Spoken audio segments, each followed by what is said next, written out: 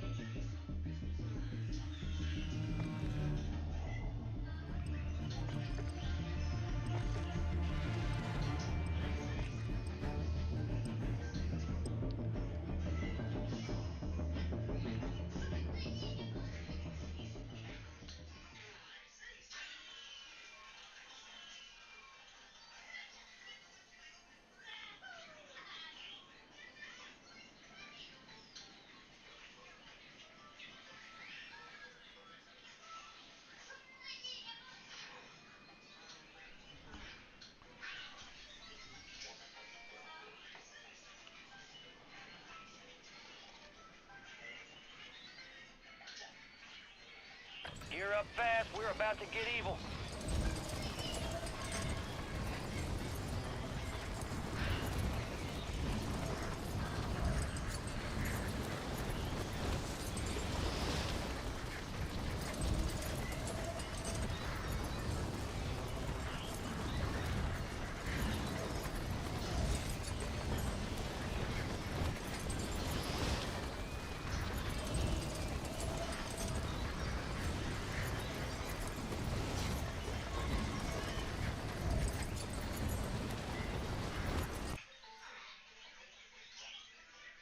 All stations, we are green to go. Stand by for deployment.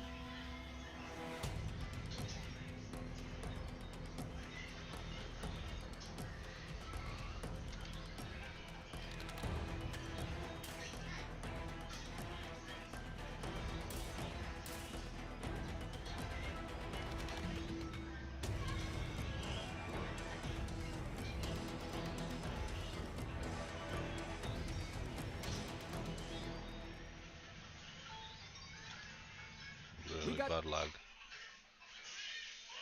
Really bad.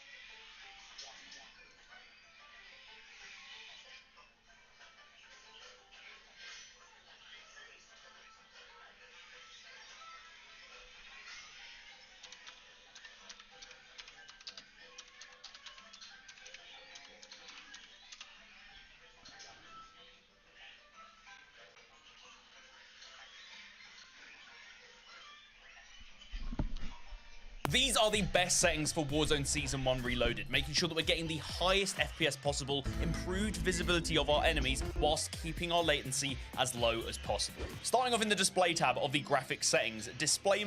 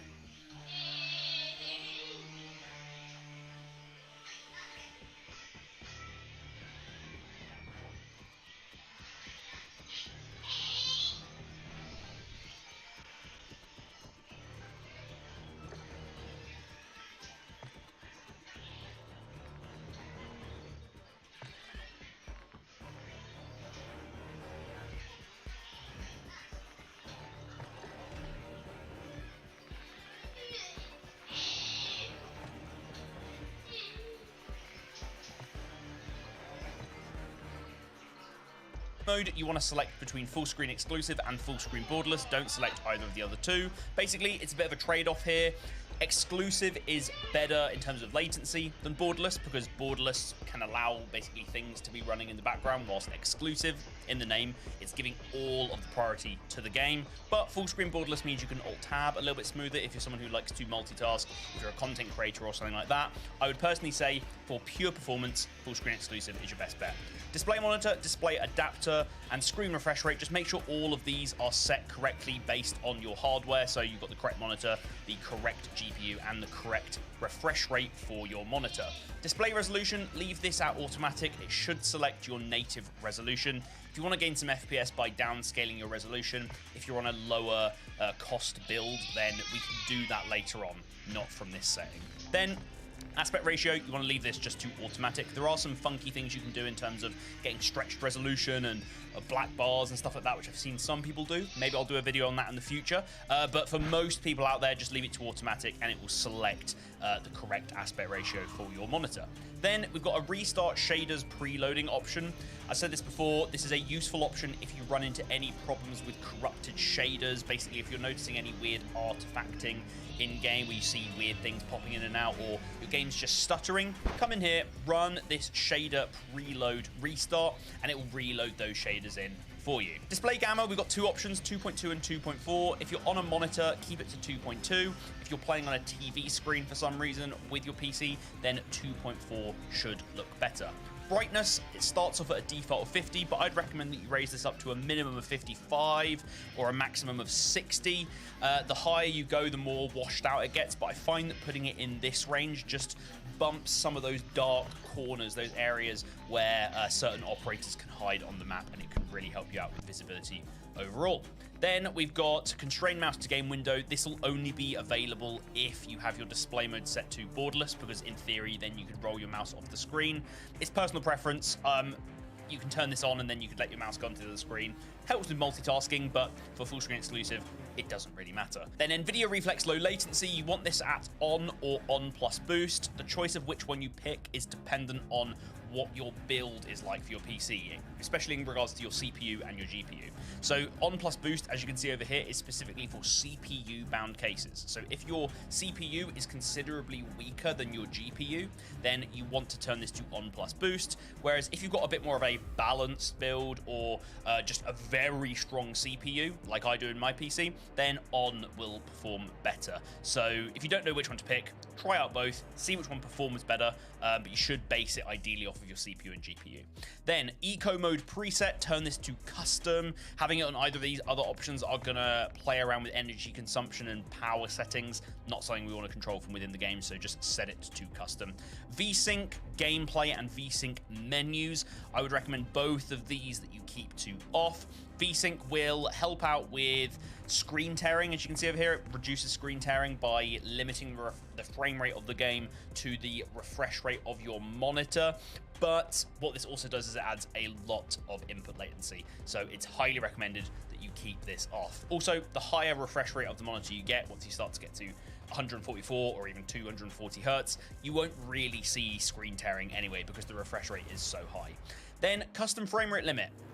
A lot of people will put this to unlimited just to get the max FPS everywhere, but the smarter thing to do is to keep it a custom, click show more, and then we can customize the individual frame rate limits depending on whether we're in-game, in the menus, or tabbed out of the game and looking at something else. So the advantage here is we can set our gameplay custom frame rate limit all the way up to 300, so the maximum that it can go to, which is obviously very nice. Then menu custom frame rate limit, I like to leave this at something pretty smooth, especially because the menu custom frame rate limit affects when you're in the firing range.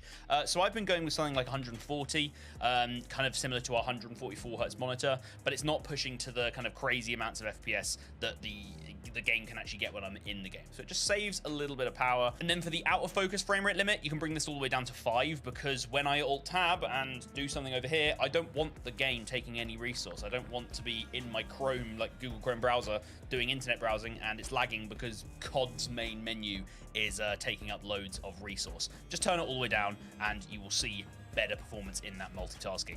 Focus mode, make sure this is on 0. If you start turning this up, you can see it displays a black overlay around the game window and stuff like that. You don't want any of that happening. It's unnecessary to just turn that off. And then HDR, there's probably some testing to be done here because this should help out with getting better color on a good HDR monitor. But the problem is that most people don't have good HDR in their monitors. Even the monitor I've got, I don't feel like has good HDR. So for most people, I would recommend you keep this off to just get default colors in your game. But if you do want to play around with it, maybe have a little try and see if your monitor has good HDR that you can set up. It's personal preference. I recommend you keep it off. Now, before we cover the rest of the settings, if you are watching this video, then you must be sat with a pretty nice PC in front of you that you probably spent a decent amount of money on. I know I've probably spent about $2 grand on mine, but out the box, a lot of those components don't run as efficiently as they should do, and tuning them all up in the BIOS and stuff can be quite difficult. But luckily, I have partnered up with the guys over at FPS Hub, who offer incredibly well-priced optimization package comparison to the original. Check out for $15 off any package that's worth over $100. I cannot recommend these guys enough. Go and check them out at the end of the video, but for now, let's continue with the settings. So moving into the quality tab now, graphic preset, you want to leave this at custom. It should change to custom anyway when we start changing things down here because we're changing off of the original preset. Render resolution, this is a percentage of your resolution that you want to render at. I'd recommend for now that you leave this at 100%, so we're just rendering out at native. We can start dialing this down if we're really needing FPS after we've covered everything else in this guide. But for the original preset, render resolution, this is a percentage of your resolution that you want to render at. I'd recommend for now that you leave this at 100%, so we're just rendering out at native. We can start dialing this down if we're really needing FPS after we've covered everything else in this guide, but for now, leave it at 100. Then, dynamic resolution, this is kind of a similar thing where if you were to turn this on, you could set a target frame rate, maybe something that you don't usually hit, and it will actually dynamically adjust the resolution as you play. There's better ways to get FPS though, so I'd recommend you leave that off. Upscaling and sharpening. This is one of those ways you can gain FPS. There's actually a few different settings I will recommend here. If you're someone who has a build where you are hitting FPS that you want to hit pretty fine after we've gone through all the settings in this guide, and you just want to make the game look better, improve that visibility, improve that fidelity, well, there's nothing better to use than Fidelity FX Cast. This is just a post-processing sharpening filter, essentially, but it works really, really well, and it's not grainy at all. I've been running this at a cast strength of 80. If you're playing at 1080p, though, you probably want to turn this to 100, because I'm on 1440p, and I find it to just be a bit overly sharp for what I need, so I like 80.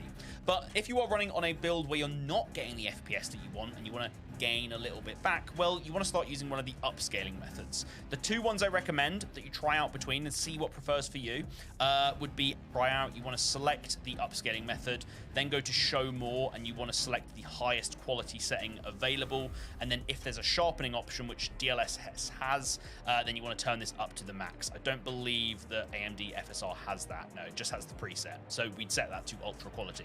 Try both these out and see which one looks better for you, which one gives you the most FPS. For most people who are happy with their FPS, keep it to Fidelity FX Cast with a strength of 80. Long explanation, but very, very important. Path tracing and ray reconstruction, you'll only have this available on certain RTX cards. I've got a 4080 in here. Doesn't matter though, because we are going to keep this off. This is going to make the game, like the campaign and stuff, look incredible. It's not useful for Warzone. It's not good for FPS, so keep this off. VRAM scale target.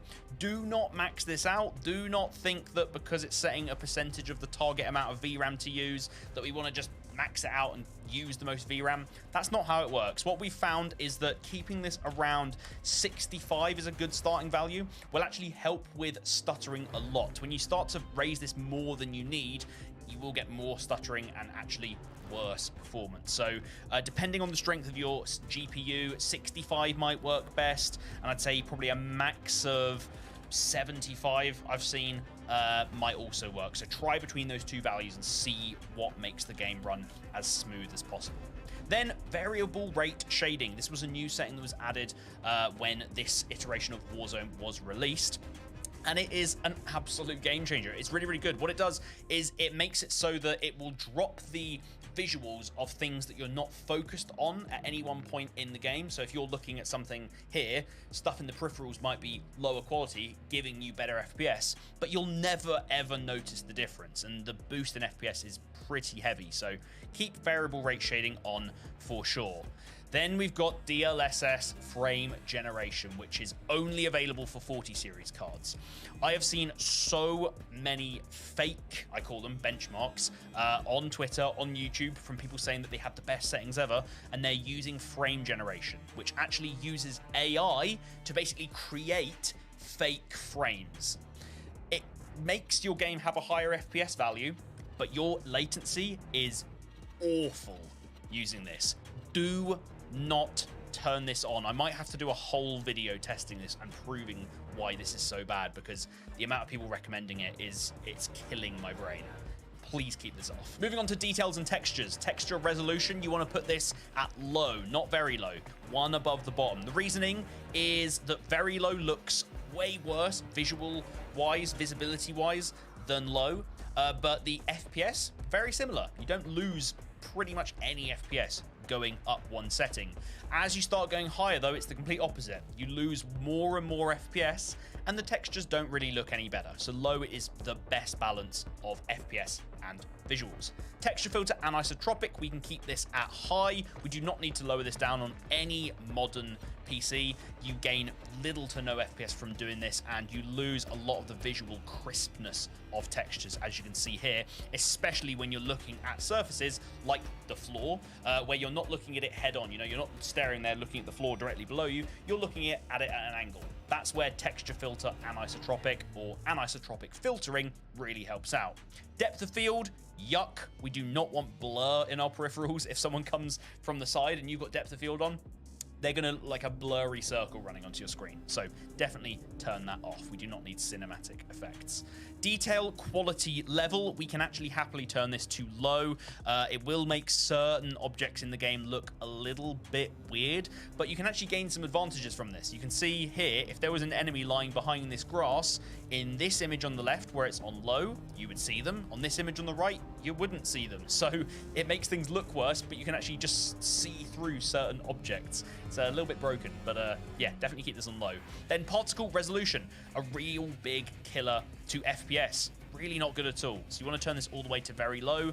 Once again, it does heavily visually downgrade things like this thermite grenade, as well as any explosions that go off.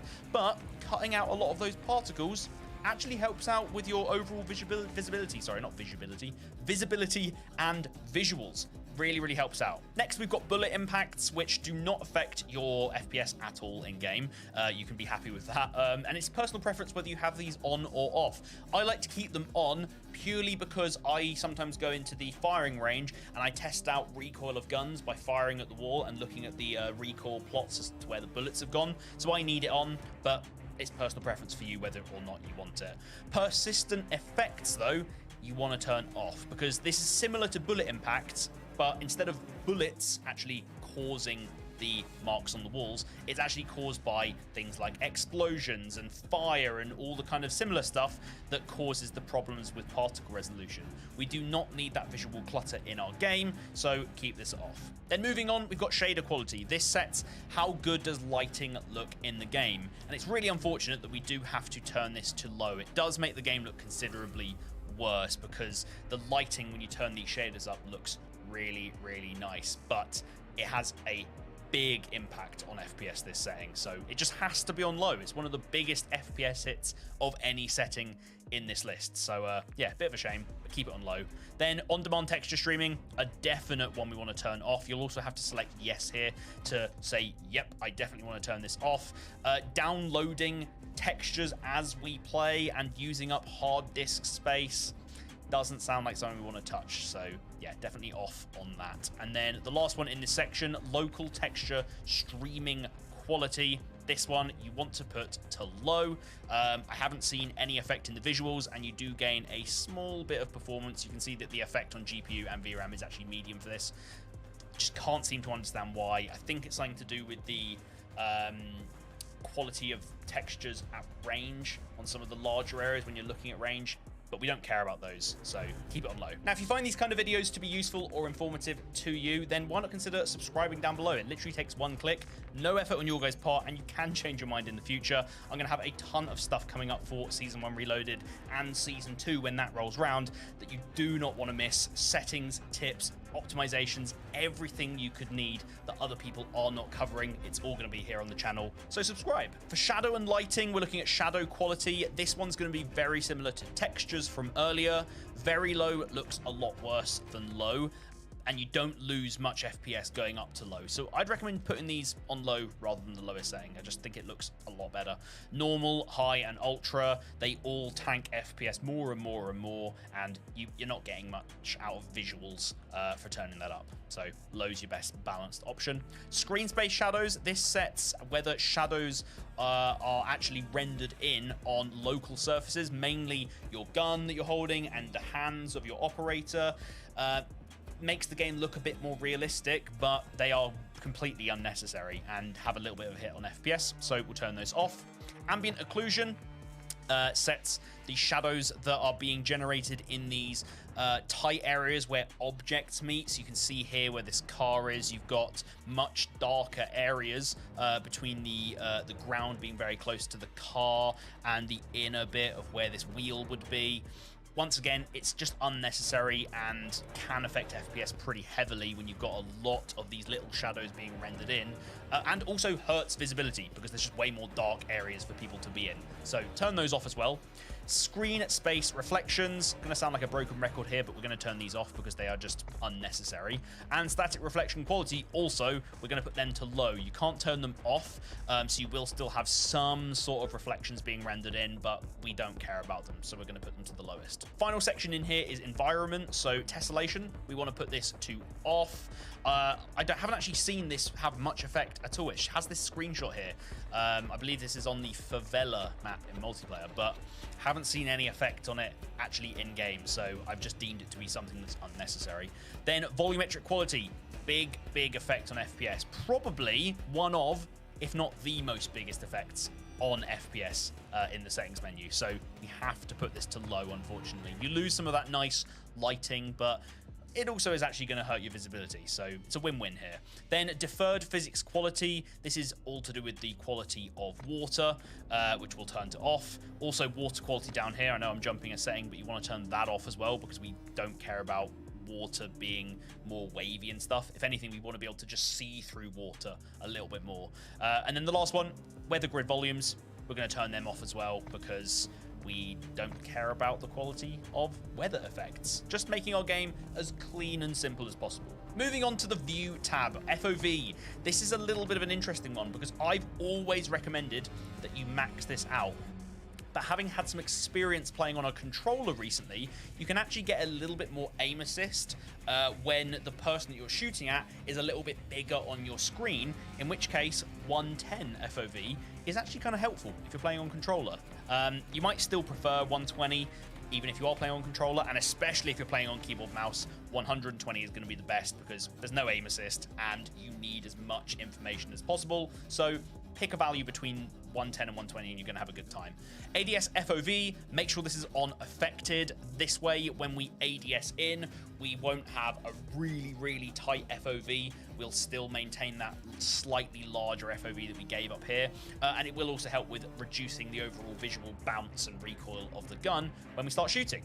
Then weapon field of view. I like wide for this, but it is personal preference. I just like the gun being a little bit further from me and being a little bit smaller on my screen. I feel very claustrophobic playing with default or narrow, but it's up to you guys. Third person FOV, I say it every time, we haven't had third person in the game yet, so it's weird that there's even a setting in here, but I would just recommend that you max this out anyway, because if third person comes at any point and you do play it, you're already going to be set in terms of your settings. And then last one, vehicle FOV. Make sure this is on wide so that when we get in a vehicle, we have as much information around us at all times as possible. Then camera, the last section of the in-game settings we're going to cover. World motion blur and weapon motion blur. Make sure both of these are off. Motion blur will really hurt with overall visual fidelity in game and visibility.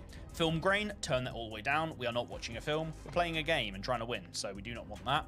Then first person and third person camera movement, put both of these to least. It will just reduce the overall amount of camera shake that happens in game. I'm not exactly sure what situations this affects, but any time with where the camera shakes, we want it to be as little as possible, just so we can stay looking at enemies and stay focused on the game. Third person ADS transition. This one I would recommend sticking with first person ADS. If you do play third person whenever that comes out, this will just mean that when you ADS, you actually aim down the sight of your gun, meaning you can actually land your shots. If you haven't played third person, it's not going to mean much to you, but just put first person ADS in here. Spectator camera, put this to game perspective. I hate that it defaults to that helmet camera thing. Game perspective is just so much better because I'm actually in the eyes of the person playing. It's just a much better experience, and I can be much more helpful to them by pointing out things that maybe they didn't see. And then the last one, inverted flashbang. This makes it so that if you get flashbanged in game, instead of making your screen go white, your screen goes black. This can be nice if you're sensitive to bright white lights, which some people are, but I would recommend most people keep this off so that when your screen goes white, you go, okay, I know I've been flashbanged, as opposed to your screen going black and you thinking, oh, my game's crashed. It wouldn't be a nice death if you died in game thinking that your game crashed. So there we go. That's all of the in-game settings. What we're going to do now is cover the config files outside of the game. So with all the in-game settings applied and that game now closed down, we need to make our way to this folder. So just your documents folder, then Call of Duty, and then players. Inside of here, you're going to have a bunch of different files. The one that we care about is options.4.cod23. You might not see the .cst bit because that's the file extension, so don't worry if you don't see that. What you then want to do to open this up, the most foolproof way, because I've had people before that don't have